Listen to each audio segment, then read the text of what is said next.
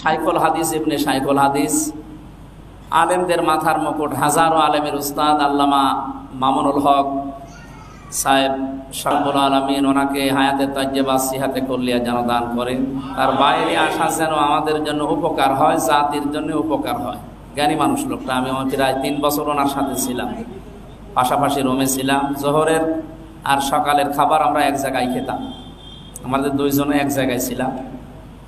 লোকটার জ্ঞান আছে, এলেম আছে, আরবি লাইনে বহু গভীর জ্ঞান রাখে, যেহেতু বাপ ওই রকম ছিল। তো দ্বিতীয় নম্বরে আমল আছে, হাফেজে কোরআন, প্রতিদিন তাহাজ্জুদের নামাজ, নফল নামাজ মিলে 2-3 পারা কোরআন শরীফ নামাজে পড়ে।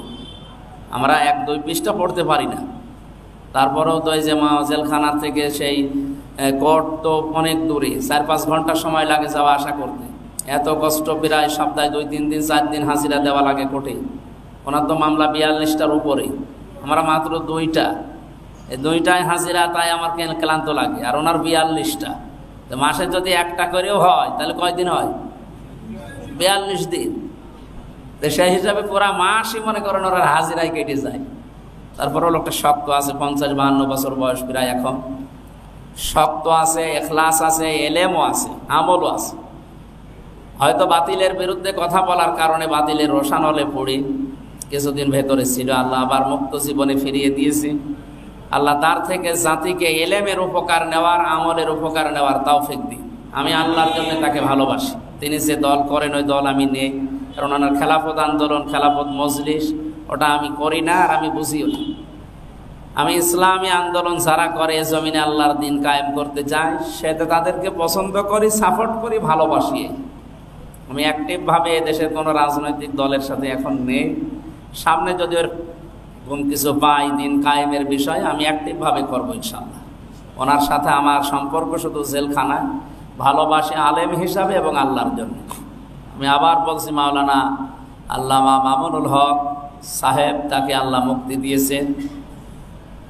তার থেকে তার আমলে, তার এলেমের যে উপকারিতা, জাতিকে এটা পাওয়ার যেন তৌফিক দেন। সবাই যদি আবু বকরের মতো নরম হয়, হবে? ওমরের মতো গরম হওয়া দরকার। উনি হচ্ছে ওমরের মতো গরম। আল্লাহ ওনাকে হযরত ওমরের মতো যেন কবুল করেন। এখন 2:22 বাজে, খাবারের সময় আমাদের পেট তো দুধু করছে। আরে খাবারটা আগে দিয়ে দেন, খাবার খেয়ে শুরু করি। আগামীতে আমরা সময় পাবো, এখন তো 4 মাস আর মাহফিল নেই। মে, জুন, জুলাই, আগস্ট আমার অনুষ্ঠানগুলো এখন নেই। ফ্রি থাকলে আমি চলে আসবো। হরিপুরের মানুষকে, বোয়ালদা মানুষকে আমি ভালোবাসি, এই কারণে এরা কাজ করে খায়। এরা চুরিদারি, বাটপারি, সিটারি আর যাই করুক না কেন, কাজ করে খায়। আপনারা আবার মনে করেন না চুরিদারি বাটপারি করেন না, আর এখন গোষ্ঠীয়া চালায় তো আপনারা। এই হিসাবে আল কাসিব হাবিবুল্লাহ, নবী বলেন যারা কাজ করে খায় এরা আল্লাহর বন্ধু। আমি তো দেখি গোষ্ঠীয়া চালাচ্ছেনই আপনারা।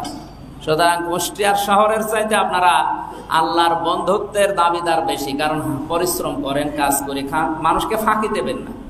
আপনি কাজ করেন, রাস্তা ঝাড়ু দেন, তা থেকে আমার ঘরের ড্রেন পরিষ্কার করে হরিপুরের মানুষে, এত ভালো কাজ করছে।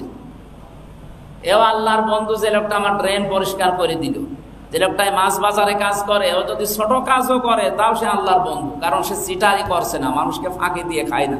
আর এই অভ্যাসটা হরিপুরের মানুষের ভেতরে আছে বলেই উনি বলছিলেন না টুটুল ভাই, আসলে 2 বছর না 5 বছরও আমার সিরিয়াল এখন আর নেই, বিশেষ করে 6 মাস।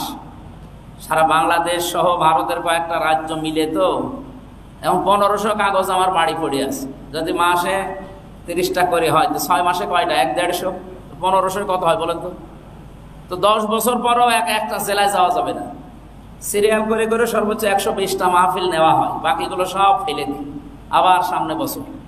এই হিসাবে সিরিয়াল পাওয়া একটু কঠিন হয়ে যায়, আমি সময়ও দিতে পারি না। যেহেতু 4 মাস ফিরিয়ে আসি, আর হাফিজ ভাইয়ের সাথে পরিচয় আছে, টুটুল ভাইয়ের সাথে মাঝে মাঝে আমি সময় পেলেই চলে আসবো, আপনারা বিরক্ত না হলে। এই যে হয়তো 10-15 মিনিট প্রশ্নের উত্তর দিলেন, আপনারা জানলেন, আমারও রানিং থাকলো। মানে ঢেকি যেখানে যাবে ধান বানা লাগবে, আমারও ভালো হবে, আপনাদের উপকার হবে ইনশাল্লাহ।